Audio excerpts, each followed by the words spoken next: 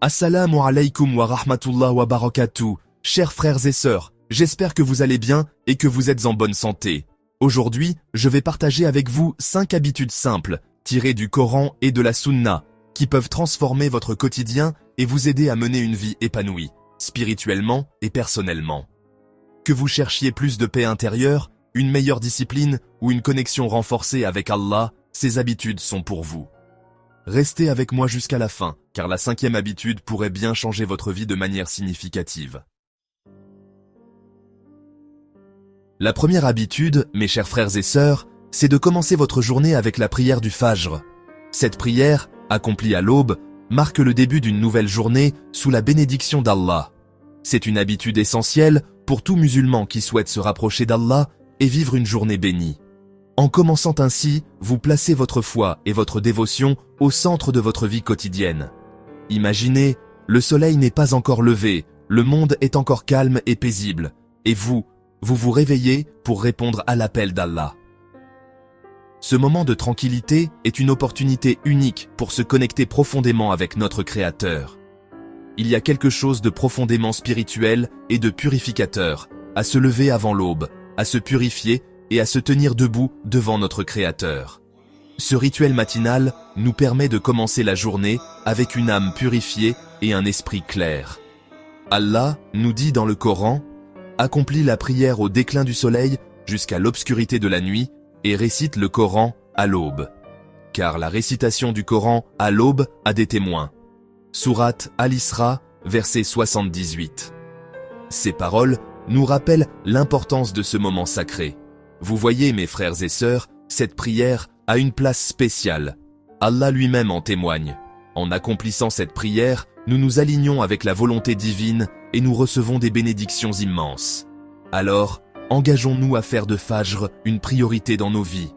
Faisons de ce moment un pilier de notre routine quotidienne, un moment de dévotion et de réflexion.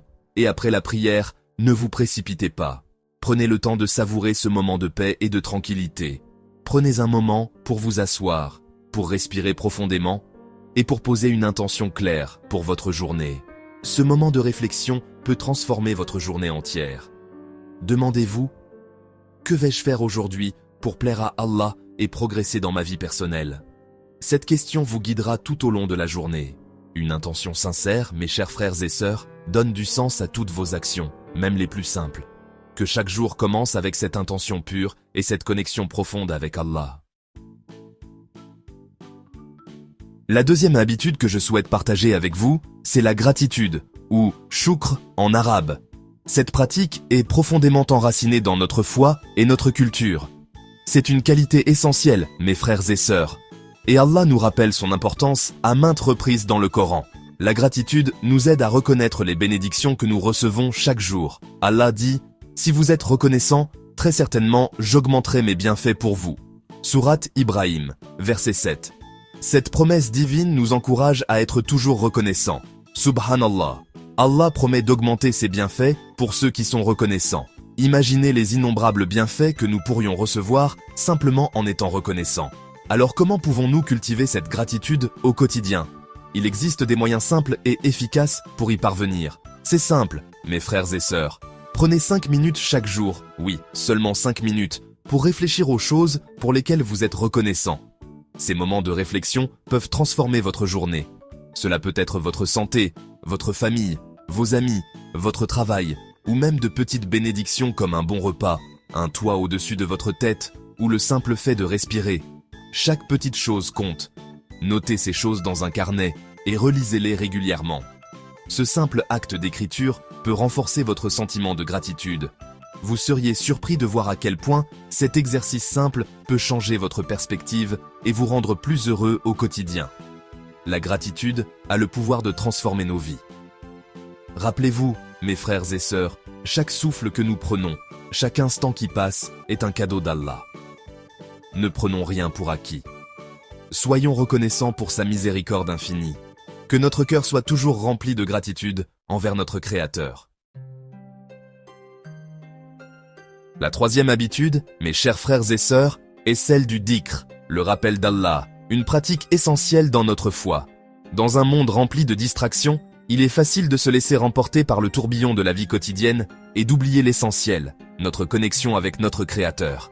Les responsabilités, les soucis et les tâches quotidiennes peuvent nous éloigner de ce qui est vraiment important. Le dhikr est un remède puissant à cela, un moyen de recentrer notre esprit et notre cœur. C'est un moyen simple, mais incroyablement efficace, de se reconnecter à Allah à chaque instant, peu importe où nous sommes ou ce que nous faisons. Le prophète Mohammed a dit « Le rappel d'Allah est une guérison pour les cœurs », rapporté par Muslim. Ces paroles nous rappellent l'importance du dhikr dans notre vie quotidienne. Nos cœurs, mes frères et sœurs, sont souvent agités, remplis d'anxiété et de soucis. Les défis de la vie moderne peuvent nous accabler. Le dhikr est un baume apaisant pour nos cœurs, une source de réconfort et de sérénité. Alors, comment pratiquer le dhikr? C'est simple et accessible à tous. Prenez quelques minutes après chaque prière, ou même au cours de la journée, pour réciter des invocations simples comme « Subhanallah »,« Gloire à Allah »,« Alhamdulillah »,« Louange à Allah »,« Allahu Akbar »,« Allah est le plus grand ». Ces mots, bien que simples, portent une signification profonde. Répétez ces paroles avec sincérité, en méditant sur leur sens profond. Laissez-les pénétrer votre cœur et votre esprit. Vous sentirez une paix et une tranquillité vous envahir, une connexion renouvelée avec Allah. Le dhikr, ce n'est pas simplement réciter des mots, c'est nourrir notre âme, c'est se rapprocher d'Allah à chaque instant et trouver un sens plus profond à notre existence. Passons maintenant à la 4e habitude, mes chers frères et sœurs, planifier sa journée. Vous vous dites peut-être, mais quel est le rapport entre la planification et la spiritualité? Eh bien, figurez-vous que planifier sa journée, ce n'est pas seulement une question d'organisation, c'est aussi un acte d'adoration, une façon d'honorer le temps qu'Allah nous a accordé. Dans un hadith, le prophète a dit « Les musulmans respectent leurs engagements », rapporté par At-Tirmidhi. Respecter ses engagements, cela commence par respecter le temps que l'on s'accorde à soi-même et aux autres. Alors, prenez un moment chaque matin, après la prière du Fajr, pour organiser votre journée. Écrivez vos priorités, y compris vos prières, vos objectifs personnels et professionnels, et le temps que vous allez consacrer à votre famille.